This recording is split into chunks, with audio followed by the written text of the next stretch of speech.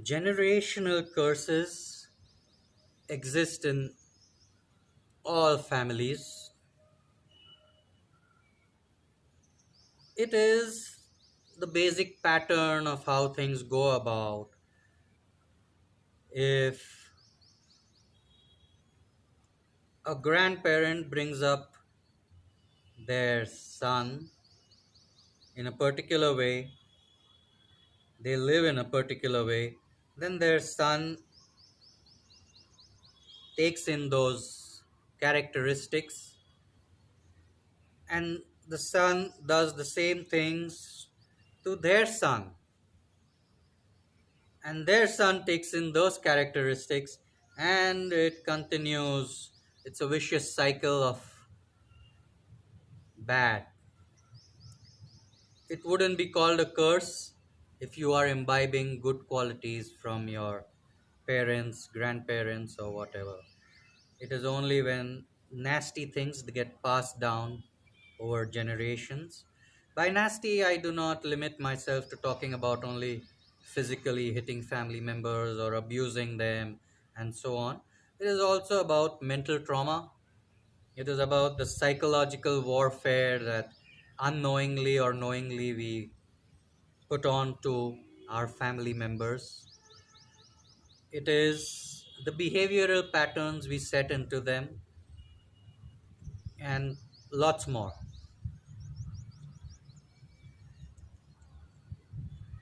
It is up to us to understand what is right, what is wrong, to be mature enough to not repeat those psychological traumas onto the future generations that may come.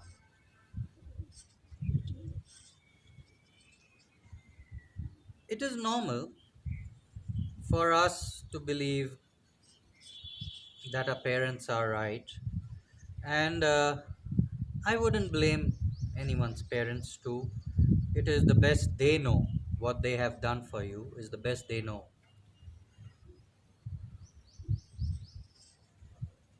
But after we reach an age of maybe 25 plus, most of us, some still are children, but most of us develop the maturity to understand difference between good and bad, right and wrong, to understand if this is how a human being should be treated, if our words, our actions, even though our act we may be silent, but just our actions and our deeds, our everyday living patterns are psychologically affecting, harming, and causing subconscious traumas in another around us, in another family member around us. So by 25 plus, most of us are pretty adept at being able to make that decision, that judgment, that call, and we can be the ones that stop the generational curse from going further into the next generation to come. We can bring changes, we can bring amends, we can change the way we are as a person, as a entity in the family, the way we treat our parents can surely be different and better than the way they treated their parents. The way we treat our siblings can surely be better than the way they treated their siblings or continue to treat. The way we treat our life partner can surely be better than the way they may have treated their life partner. It doesn't mean they treated them ill or wrong.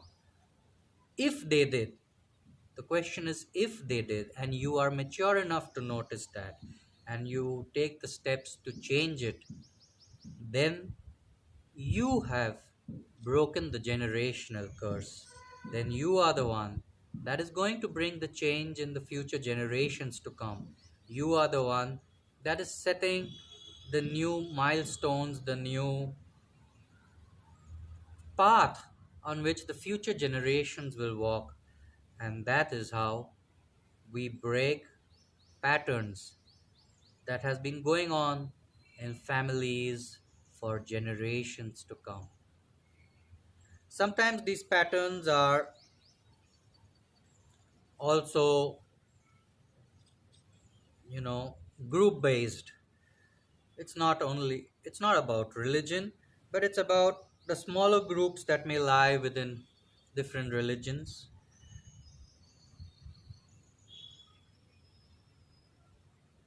Those smaller groups can have their own individual patterns which gets imposed without any written law into the lives of all the families that are part of that group.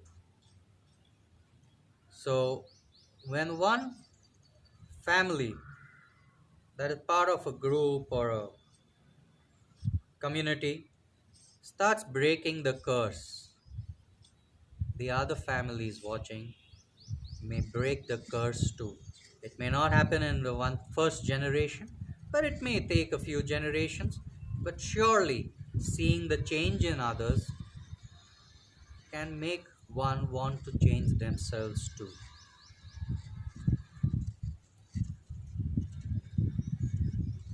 So try to find a mature understanding about life, about why one should behave in a certain way with a certain person, and treat everyone with respect, with the dignity that each of us deserve. Nobody in a family should ever be made to feel like they are not equal or enough or sufficient or complete. We have to raise all of us as one, as a unit. Remember, whatever you are doing in your life today is something that your child will follow into their lives in the future. Think about it. Hope you transcend spiritually.